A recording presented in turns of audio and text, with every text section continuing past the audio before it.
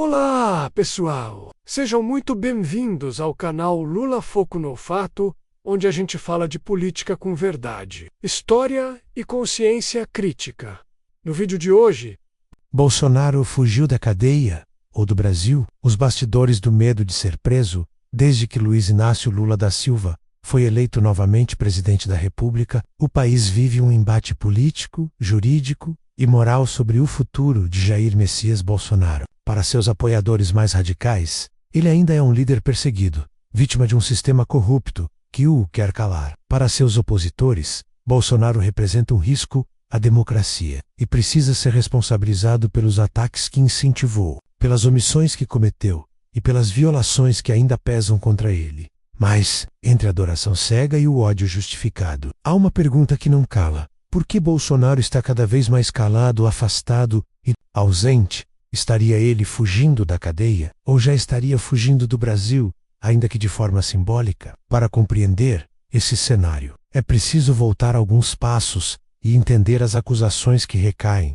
sobre o ex-presidente, os bastidores do seu silêncio, e os sinais de que até seus aliados mais próximos já estão prevendo o pior, o cercamento jurídico desde o fim de seu mandato. Bolsonaro passou a ser alvo de uma série de investigações e ações judiciais que, somadas, representam um cerco sem precedentes na história democrática recente. Entre os processos mais sérios estão ações por abuso de poder político e econômico nas eleições de 2022, incluindo o uso da máquina pública, convocação de embaixadores para desacreditar o sistema eleitoral e envolvimento direto na difusão de fake news, investigações da Polícia Federal sobre o caso das joias sauditas, que revelaram um esquema de desvio de patrimônio público e possível lavagem de dinheiro, a apuração sobre tentativa de golpe de Estado, alimentada pelo silêncio e ambiguidade do ex-presidente após as eleições, culminando nos ataques de 8 de janeiro de 2023,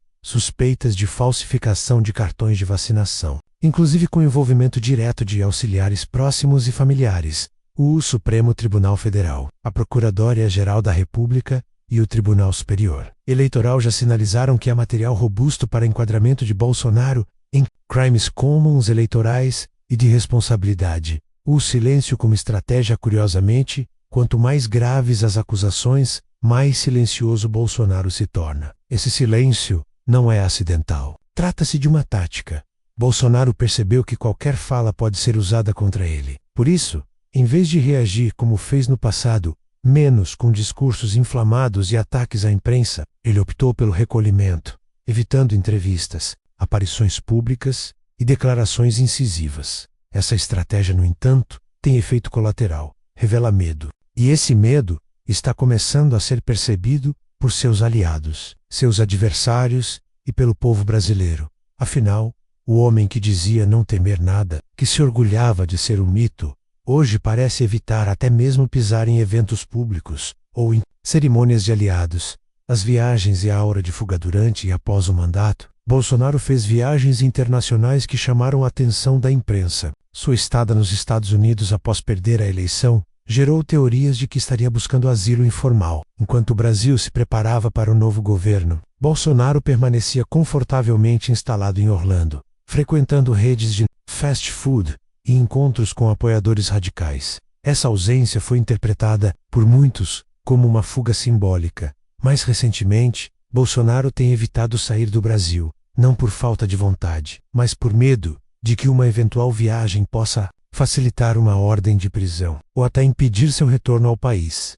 O ex-presidente sabe que sua liberdade depende hoje da paciência institucional, e essa paciência está se esgotando. A solidão do líder e antigos aliados já não aparecem ao lado de Bolsonaro como antes. Generais da reserva que ocupavam posições estratégicas em seu governo têm evitado se manifestar. Parlamentares do projeto de lei, que antes disputavam selfie com o ex-presidente, hoje medem as palavras. A lealdade que restou vem dos radicais. Influenciadores digitais, bolsonaristas ainda tentam inflamar as redes com teorias da conspiração, mas têm perdido força e audiência. Até mesmo Michel Bolsonaro já começa a construir sua própria narrativa, possivelmente preparando o terreno para assumir o protagonismo político da família. E isso, para um homem como Bolsonaro, é uma ameaça velada. O cálculo da prisão. Os setores da esquerda e da direita já reconhecem que a prisão de Bolsonaro não é mais uma possibilidade distante. Trata-se apenas de quando, como e com que consequências. Políticas. O STF tem sido cauteloso, a PGR também, mas a população cobra respostas, a democracia exige justiça, e a impunidade seria o pior recado para a sociedade. Se Bolsonaro for preso, será por causa de um conjunto de atos que individualmente já seriam graves, mas, somados, compõem um padrão de conduta que ameaça o Estado de Direito. Não se trata de prender por vingança. Trata-se de proteger a institucionalidade.